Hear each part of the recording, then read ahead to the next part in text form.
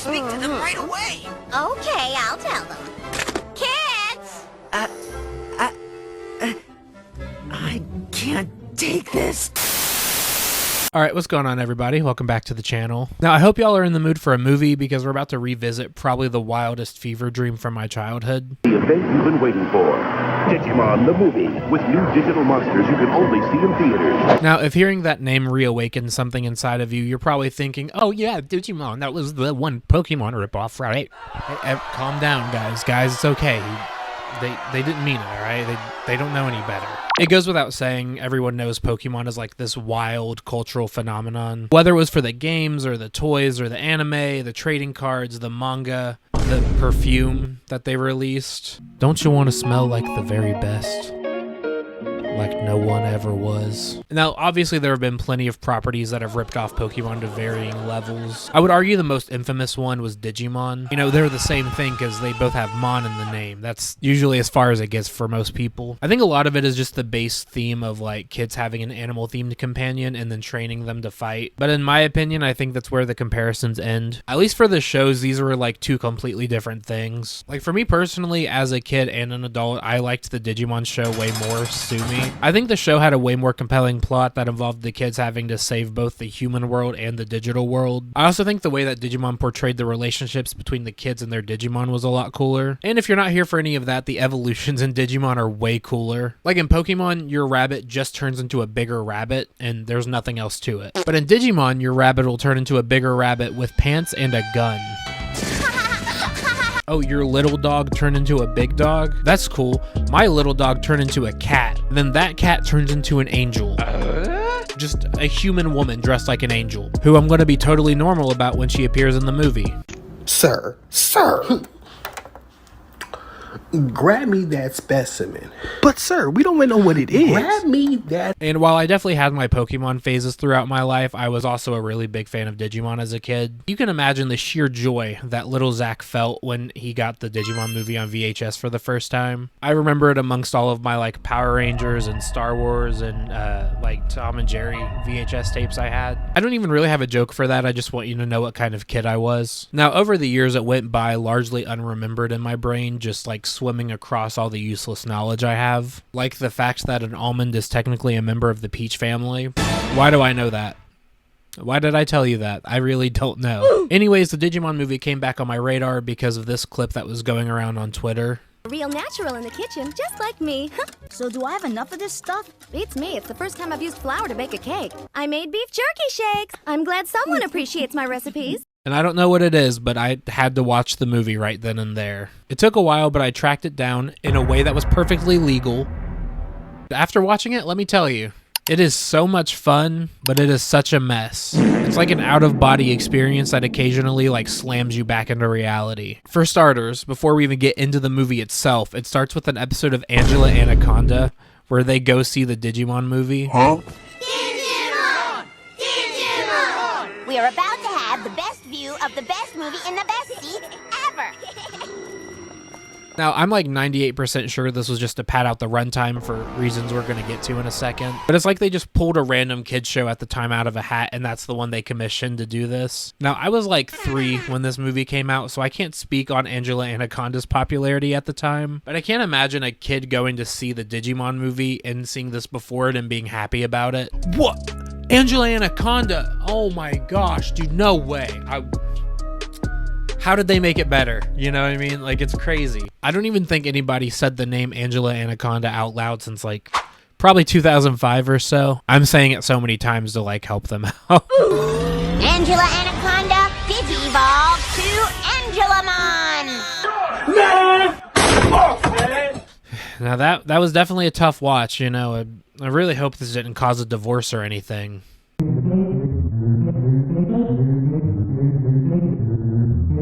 I think it's very telling that we're getting a remaster of the movie soon, and they clarified very specifically that this would not be a part of it. There's probably like a copyright issue with it that they can't do it, but I'd like to think it's just because it was terrible. Oh yeah, and then there's also the theme song for the movie, which is the Digirap.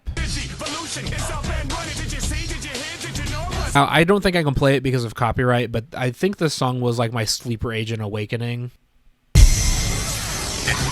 Now, getting into the movie itself, it's split into 3 parts that seem to really not have a lot to do with each other, basically being very loosely tied together with the English dub, which probably doesn't sound like the best idea when you're trying to make a movie. And you're probably wondering why they'd make a movie that isn't really connected in any way. Well, the first thing I gotta tell you is I really like the way you did your hair today. It looks really nice. Why am I trying to riz somebody up in a Digimon video? Probably not the way to do it, but there is an actual reason for that. Now, word on the street is the Digimon people wanted their own movie after the Pokemon movie came out and like destroyed the US box office. Like $85 million destroyed it, like the highest grossing anime film of all time until the Demon Slayer movie came out a couple years ago. And yeah, now when you hear somebody say they want to make a movie to compete with Pokemon, they sound out of their minds. Being the time it was, I don't think it's that crazy that they saw what the Pokemon movie did and said, oh, dude, yeah, easy. Like that's no problem. We can do that. But there was one big reason why they couldn't. Digimon didn't actually have a movie. See, Pokemon lucked out by already having an entire feature film there that they could just adapt and throw into the US theaters, which I don't really think they did a good job adapting, but you know, they at least were able to. That's for a whole other video. Digimon, on the other hand, only had 3 short films that took place in completely different timelines, serving completely different purposes for the series. And apparently the writers even only wanted to do like the first 2 and leave out the third, saying it would be a difficult piece to fit into the puzzle and that even if it could be done, they don't think it should be done. So they debated with the higher ups at Saban, who are famously so lovely to work with, and they found out that they were contractually obligated to make all 3 into a single feature-length film. And let's just say they did not do Pokemon numbers at the box office. And let's also say that this movie led to disputes with Saban and the Screen Actors Guild, but I'll get into that a little bit later. Now, the first part is a prequel short film about Tai and Kari having their very first encounter with Digimon. It's very straightforward and I don't think even needs much of an explanation. But now, as the introduction for a feature-length movie, it starts with this narration from Kari, which gives you this wild info dump out of nowhere. Within seconds, you learn about the digital world, Digimon, the Digidestined,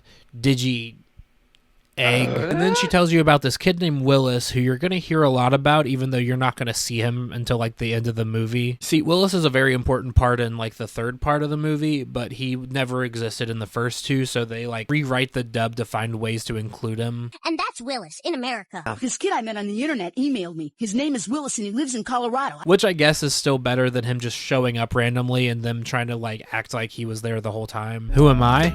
It's me, Willis. We're all friends. We all go on these crazy adventures together. None of this is being made up by the American writers at all. Now, I will say one thing that kept me thoroughly entertained were the jokes that I think the dub added. Did you see that? No, I was sleeping.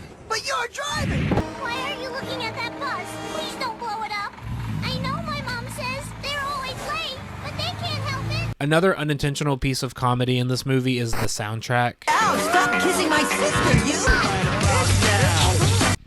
Yeah, I completely forgot that happened. I couldn't stop laughing when I heard it. And if you think the soundtrack is wild now, just you wait. But other than that, it's just kind of whatever. There's only one Digimon battle in this, but it's very reminiscent of like the Kaiju Godzilla style fights. It's not even that it's really all that bad, it's just not something I would choose to watch if I had a choice. But this movie did not give me a choice, and I have to live with that every single day. Alright, well now that that's out of the way, let's get on to the good part. Well, it's about the egg. Huh? The egg has already hatched. Oh, not that egg. Now, this part was adapted from the short film Our War Game, and it is easily my favorite part of the entire movie. I know before I was saying the English dub was funny, but here it's a fucking masterpiece. if this thing is so dangerous, maybe we should call someone important, like the principal or Bill Gates or They someone. won't listen. Okay, that's 1 box of chocolates. Your total comes to 1,100,000. Huh? Yeah, that's what it says. That must be really good chocolate. Paper or plastic?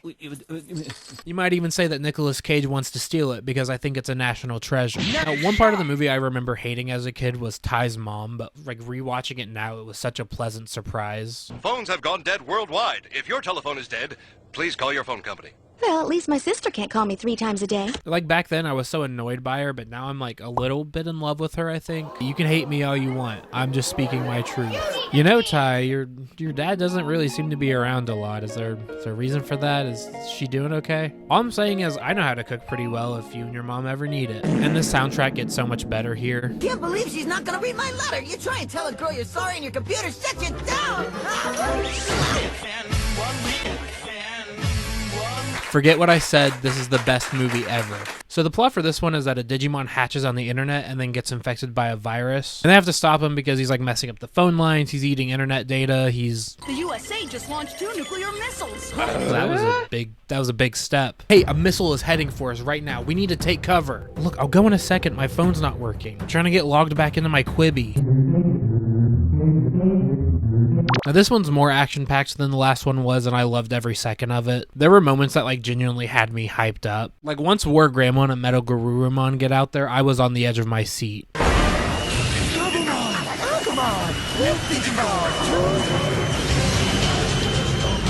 Even the battle and like the finale of this part is so cool. I don't want to spoil it for you. I just want you to like go see it for yourself sometime. It also has that like really innocent early 2000s depiction of the internet. Like when the internet actually seemed fun and not like a desolate landscape where all of our dreams have gone to die.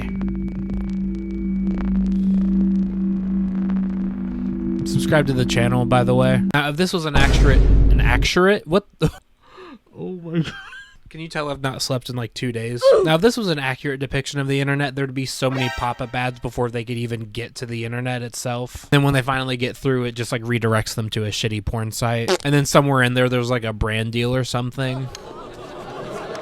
Now I don't have one. That's where I would have put a brand deal, you know, if I had one, but I don't have one yet. Be pretty cool if I do sometime, but I also love this part of the movie where Ty's trying to get the team back together to fight Diaboromon, but nobody's answering for different reasons. But Kari's excuse is that she's at a birthday party. You don't understand. The magician's coming over later, and I already volunteered to be sawed in half. Your home is about to be hit by a missile. This should be instilled in you. This happened to you as like a baby. Like Matt and TK were in the middle of nowhere, and they found a computer to use to join the fight. For shame, Kari. Also, I don't know why, but every time I say Kari, I really want to say Kyrie. Should I make a Kingdom Hearts video one day? It would be like 12 hours long, but you know. So all in all, part 2 was a lot of fun. I think next time I watch this, I'm just going to pretend this was like a 20-minute OVA with nothing before or after it, just so I can enjoy it to its fullest potential, you know. Even trying to tie it together to the larger narrative wasn't enough to like make me hate it. So thank you so much for not fucking this one up. I really appreciate it. Now that we watched the good one, it's time to pay Oscar the Grouch a visit because we're going to the garbage. And I quote,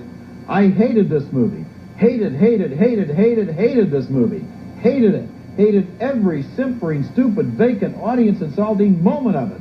Unquote. So now we've gotten to the part of the movie that the writers did not want to include in this, but were contractually obligated to. And again, said that even if it could be done, they didn't think it should be done. And after watching this, I have to admit, they were absolutely right. So this is where we finally meet Willis and his Digimon Terriermon, who I love so much. I would give my life for him. He is such a precious soul. He's honestly too good for this movie. I think that's why Digimon Tamers used him again. His agent just got a way better contract this time around, and he got a shot at redemption. So the plot for this one is that Willis's other Digimon, Kokomon, gets infected by the same virus that infected Diaboromon, because in this story they made it to where Willis actually created the virus that created Diaboromon.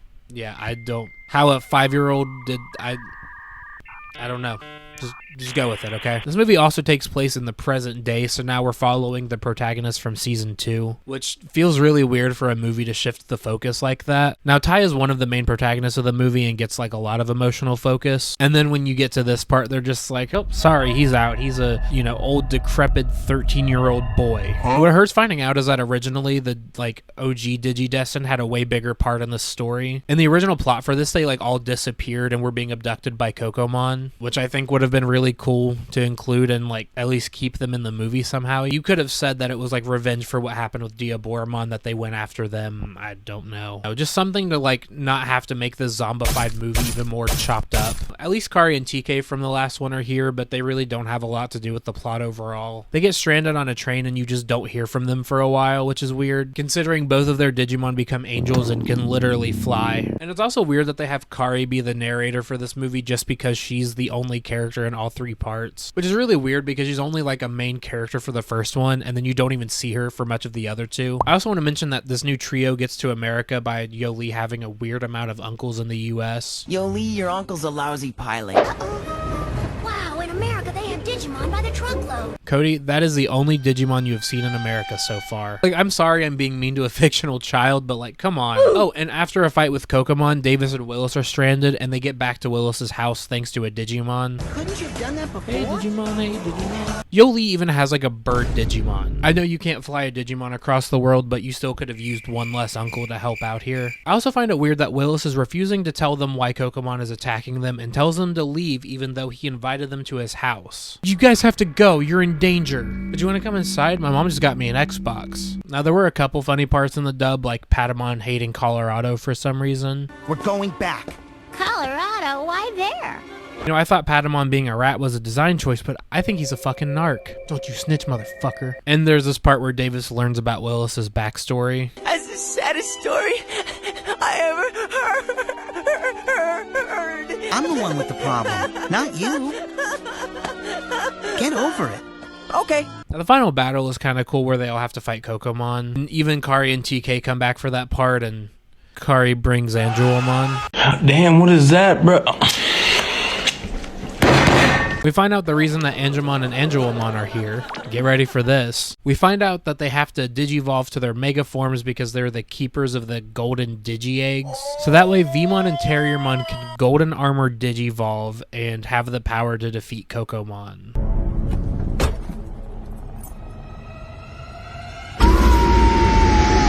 Oh, and if you remember when I said that the soundtrack for this movie had a surprise, it's at the end of this one. Only sometimes they come back singing a different tune.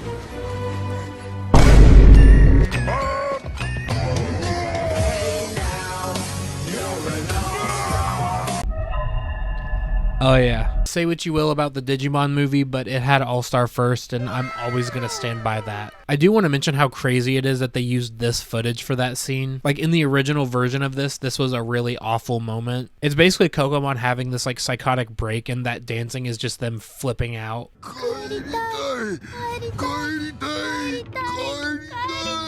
Because in the original movie, Willis spent the whole time convinced that he could save Kokomon and not have to kill him. But this part is Willis having to like sadly accept that Kokomon is just gone and they just have to get rid of him. It's like such an emotional scene, and we just used it for the Shrek song.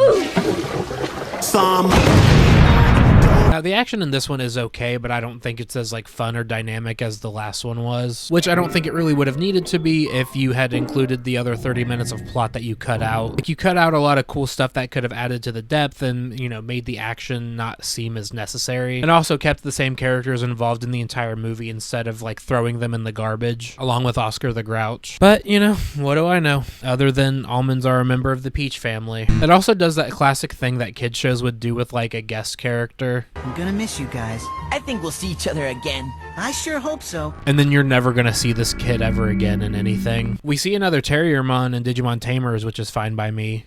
Terriermon, don't touch him. I know. Terriermon, what did I just tell you? I didn't actually touch him, you know. I'm starting to realize now that might be why Tamers is like my favorite season of Digimon, and it's just actually good. I might watch Tamers soon. This video is not going to get made, probably. I think it goes without saying part 3 is nowhere near as fun as the first two together were. You know, putting the first two together, I think you could have actually made a really cool story, and then like having to shoehorn this whole thing into it kind of ruined the whole vibe. Dude, you just fucking Ted Bundy'd the vibe, dude. Yeah, what the fuck, dude? What is your problem, Yeah, dude? You're like bro. the Ted Bundy of vibes, dude. Vibes right now. I don't really blame the writers as much for this, considering Saban forced them to do it, which I found out led to one of the writer, Jeff Nimoy's eventual departure from the company altogether, and then also led to Saban clashing with the Screen Actors Guild. The argument was that Saban wasn't paying them a lot and also wasn't going to give them residuals because it was a dubbed work. But SAG argued that since it deviated so much from the original plots of all the movies put together that it was technically an original work. I don't know how that turned out, but considering Saban lost Power Rangers twice, I'm guessing not well. So all in all, while it didn't reach Pokemon levels of success, and it definitely wasn't like the greatest thing I've ever watched, I still had so much fun watching it. Maybe it's the nostalgia talking, but I had a lot of fun with the good parts and was laughing hysterically at all the bad parts. It's just got that perfect amount of 2000s nostalgia with the soundtrack and the dialogue that you can look back and laugh at. Yeah, even when it's not great, it's impossible to have a bad time when you watch it. If you never got to experience this movie for yourself, I highly recommend it. Whether you're a newcomer to Digimon or you've been a fan for a long time and haven't seen it, or maybe you don't know anything about Digimon and just want something to laugh at, maybe dust off the old VHS tape, maybe dig through the stack of CDs you still have at your parents' house. I did mention earlier this movie's getting a re-release from Discotheque Media. They're remastering the original movie and they're redubbing the 3 original movies as their own separate thing on top of that. They're going to be fully unedited with their original plot lines intact, which I'm really looking forward to and I'm honestly wanting to get. As soon as they announce the release date, which they haven't as of this video, I'll keep an eye out, I guess. So I give Digimon the movie 6 of Ty's mom's beef jerky shakes out of 10,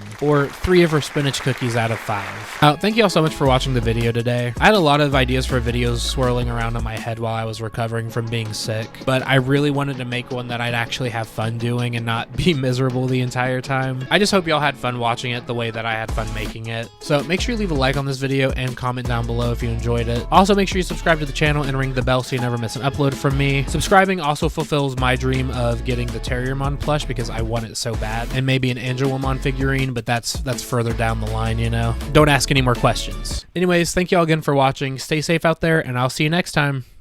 Peace out, everyone. Measure up overnight, spending time with somebody I don't know. I wanna say for